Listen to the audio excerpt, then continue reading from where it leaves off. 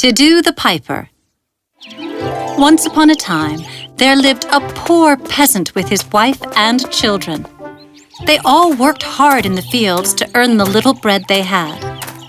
All of them worked hard, except the farmer's youngest son, Tiddu. Tiddu would lie in bed all day and showed no interest in troubling himself with any work, no matter how much his family nagged him. If the nagging became too much, Tiddu would retire to the forest.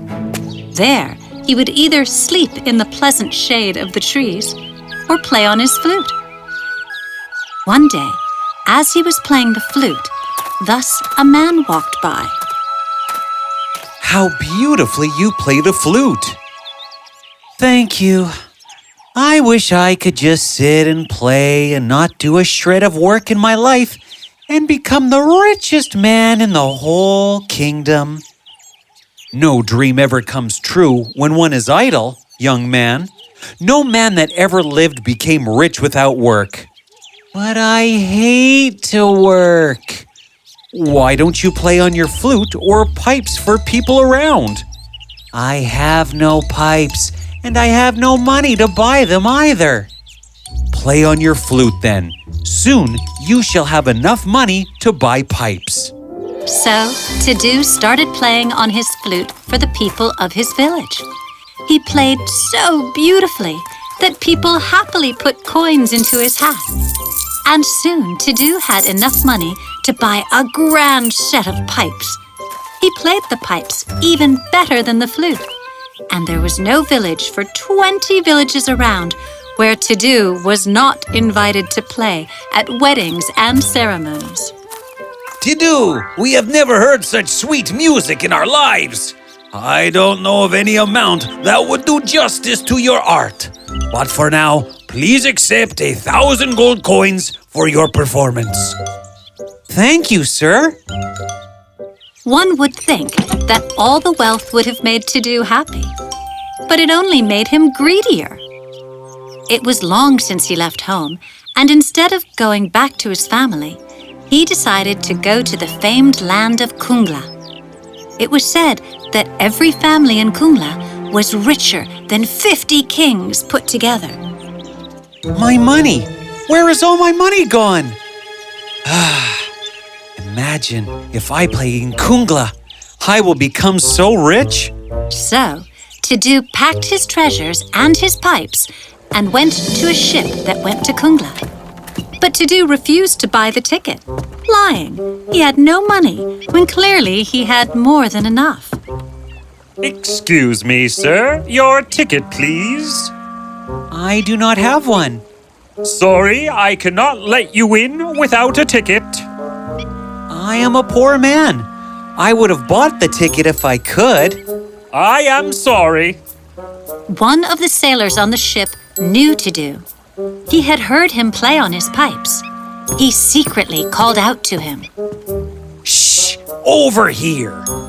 Aren't you the famous player of the pipes? Yes. You should have more than enough money to buy the ticket. But since I know how well you play, I will let you come in. At night, you must jump into the water and swim behind the boat. I will arrange for the captain to pull you up. You must tell the captain that you swam all the way behind the ship. Tiddu had become so miserly that he agreed to the strange plan. And at night, he came out of the sailor's cabin and jumped into the water. The sailor shouted, There is a man swimming behind the ship. There is a man swimming behind the ship, but he appears to be drowning. Quick, get the ropes to pull him up. Quick! Help! Help! They pulled Tiddu up into the ship. How did you get here? Since you did not allow me to enter the ship without a ticket, I swam behind it. But now I was losing my strength. Had you not pulled me up, I would have certainly drowned. You swam all this way? For more than 8 hours? I did not know you were this desperate to go to Kungla. Come, travel with us. So Tiddu was allowed into the ship, and a day or two later, the ship anchored at Kungla. Tiddu walked into the streets of Kungla and was amazed to see houses with gates made of gold, people riding in carriages studded with precious stones. Even the ordinary vendors in the markets looked like rich noblemen and princes and princesses. I can make a fortune here. Come, in Kungla, a scullion can earn 10 times more than what a musician would earn anywhere else. Tiddu heard that and decided that if a scullion earned more than a musician, a scullion he would become. He thus abandoned his pipes and got himself a job in a grand mansion. After a month of working thus, I am happy with your services. Here is your salary. in a month, Tiddu had earned 10 times more than he would have earned in a year. But the more money Tiddu got, the more he wanted. He had become so greedy and miserly that he stopped buying new clothes, such that his old ones were worn out and torn.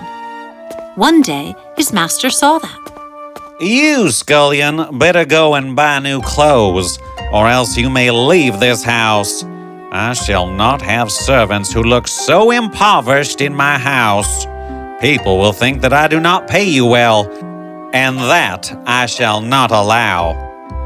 When Tiddu heard his master admonish him thus, his heart became miserable. He longed for all the praise and respect he once had in his native village. He sought to soothe his ailing heart near the lake of the town. As he was sitting, staring into the water, a familiar face reflected in it. Tiddu looked up. It was the same man who had advised him to start playing music. You! I see that you remember me. Your hunger for money has not wiped out my memory from your mind. I have all the money, but I long for respect. How will you be happy as a scullion when your heart is with music?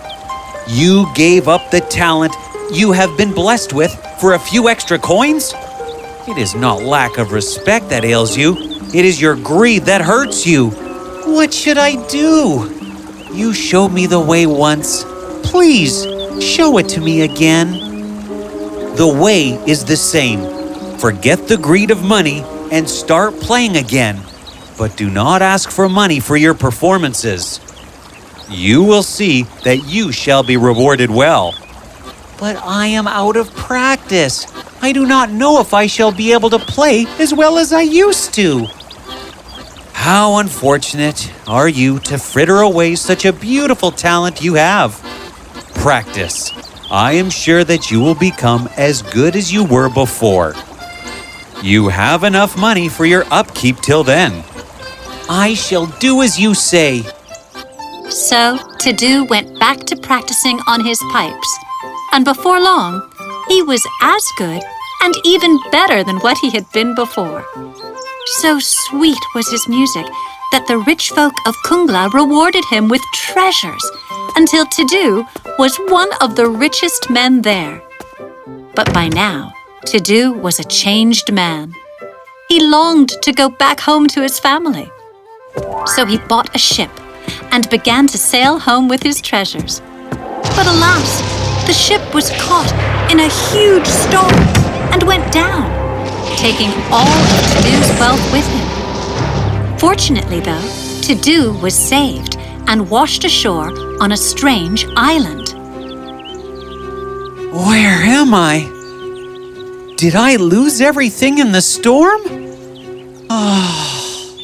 Tiddu was hungry and explored the island to find something to eat. He soon came to a tree full of apples and another with clusters of hazelnut. He picked both, for he was very hungry. He went back to the beach to have his meal. But as soon as he took a few bites of the apple, his nose grew so long that it almost touched his feet. What is this? Must I live like this now? In a dizzy, he grabbed the hazelnut and gobbled a few. To his relief, he found that his nose became all right again. These are magic fruits. At least I shall not starve here. I do not care for my treasures, for I have seen money can make life comfortable, but it cannot relieve the pains of the heart. But I do wish I had my pipes to play. Suddenly, the sky rumbled in thunder, and Tiddu saw the face of the man in the sky. Tiddu, I am so happy that you have finally learnt what is more important in life, and that you are not sad at losing your wealth. Hence, I give you back your pipes. You shall soon be rescued.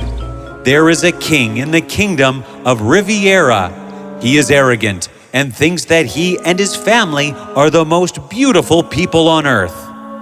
He has imprisoned people just because he thought they were well dressed enough. Use these apples and nuts to teach him a lesson and earn enough to go back home. Tiddu made 2 baskets in a rush. He filled one with the apples and the other with the nuts, and waited. Soon, he saw a ship come in the distance. Tiddu waved out to the ship and was rescued. The ship anchored on a kingdom called Rivera. Tiddu disguised himself in such a way that no one would have recognized him. He took the basket of apples and went to the palace. Fresh, crisp, sweet, juicy apples as golden as the sun. Fresh, crisp, sweet, juicy apples as golden as the sun. Now, the cook had just been looking for apples to make an apple crumble for the royal family. So, he called out to Tiddu. Hey, come here, apple seller. Are your apples good enough to be served to the king? Oh, you shall have never seen finer apples than these. Take a look and satisfy yourself. They do look exceptionally good. Very well. I shall take the entire basket. Tiddu hurriedly took the money and rushed out of there, lest the cook try a bite of an apple himself. A few days passed, and Tiddu waited patiently. Soon, there were rumors of the royal family having fallen sick. And then one day, there was an announcement. Listen all, a special message from the palace. The royal family ails with a strange illness born out of apples. The sickness does not threaten their lives, but it is strange and affects their noses. Whosoever can bring them the medicine to cure it shall have half the kingdom. Tiddu heard this, made a powder of the nuts, and disguised himself as a doctor. He went to the palace with the nuts. I have a cure for the king's illness. Let the family have 5 spoonfuls each of this, and they should be fine by morning. But of course, the royal family got rid of their long noses, and the king offered Tiddu his reward. You have cured us, and I shall honor my promise of the reward. But I want to give you something more than just half my kingdom. What do you desire? Sire, I hear you have imprisoned people just because you thought that they weren't well dressed enough. Free them, Your Highness. Yes, indeed. My arrogance of being sophisticated and well-dressed is humbled forever, and I have already asked for all those prisoners to be released. What else can I do for you other than give you half my kingdom? I do not want half your kingdom, Your Highness. Just let me have a ship to sail home and enough money to buy a few acres of land. Very well. So the king gave Tiddu one of his best ships and filled it with a treasure such that Tiddu went home, bought a huge piece of land, built a mansion on it, and lived there happily ever after with his family, playing on his pipes. He shared his wealth with the needy and was never again lazy or greedy. Riches and beauty can perish, but talent and hard work will never leave you.